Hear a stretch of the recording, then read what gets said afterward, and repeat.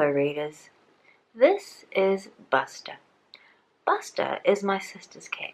When my sister moved overseas, I took on the mantle of Buster Musterer. Buster here has been living with me for about 5 years. I'm a chilled cat person. I'm a patter. I check on Buster's cute little furriness all the time and I'd have to give her a pat. She'd enjoy those pats. She loved being patted. And I patted her at my own peril. Buster now owns me. I've created a pet monster. The monster, aka Busty, insists on getting patted all the time.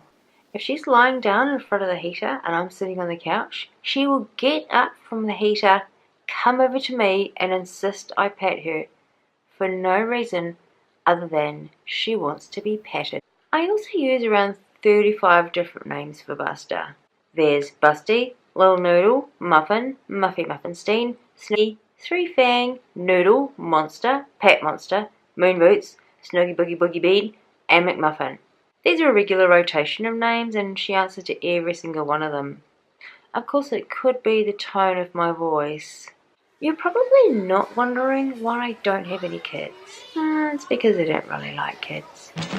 I don't look at babies and yearn for the smell of baby poo and puke-covered shoulders. Kids are hard work, and I'm too lazy for them. I'm sorry. I have to be honest. This is the internet. Cats are way easier to maintain than children. You got a kid who's whining, and crying, and bored. If that kid was a cat and all covered in fur, you could put it outside. Problem solved. You can't really do that with children. I've got friends who have a cat and then they have a baby. And I go over to see the little darling cat, not the baby. The baby's there and the baby's crying and everyone's worried about the baby. And I'm thinking, is anybody paying attention to the cat? The cat was there first. I mean, is it getting enough sleep with all that crying from the baby? This is really selfish. And I'm happy to offer a solution to my friends. Why don't you guys have a night off? I'll come round, I'll check on the cat, and I'll make sure they are patted and fed and loved and given the attention they need. This cat's got to have some time off for that whiny crying baby. It's only fair, right? And then I'm wondering why my friends are looking at me like I'm a crazy person. Well, let me explain why I prefer cats over children. Cats are cute, so are some kids. But kids get bigger, and cats are always going to say they're compact little cat size. Kids throw tantrums, and they force their parents to do boring kid stuff like parent-teacher nights or going to the park and watching their sports games, forcing their parents to hang out with other parents and those parents' kids. Cats are easier. I will never have to attend a bird attack mediation meeting. There are no prizes for crapping in the neighbour's freshly weeded garden. Yes, I have to change Buster's kitty litter. And yes, as soon as I've changed it and swept up the bathroom floor, she'll go into the bathroom and make a big fucking mess. And I still love her for that. She's a cat. You just gotta look at her face. She's adorable. She's small and cute and lovable. And she's awesome. And she's not a kid. Neighbours think nothing of seeing a cute little kitty sitting outside for a couple of hours. If you have a kid sitting out there for a couple of hours, they're going to call the cops on you. And rightly so, because kids are the future. Absolutely, they're very important. Honesty time, readers.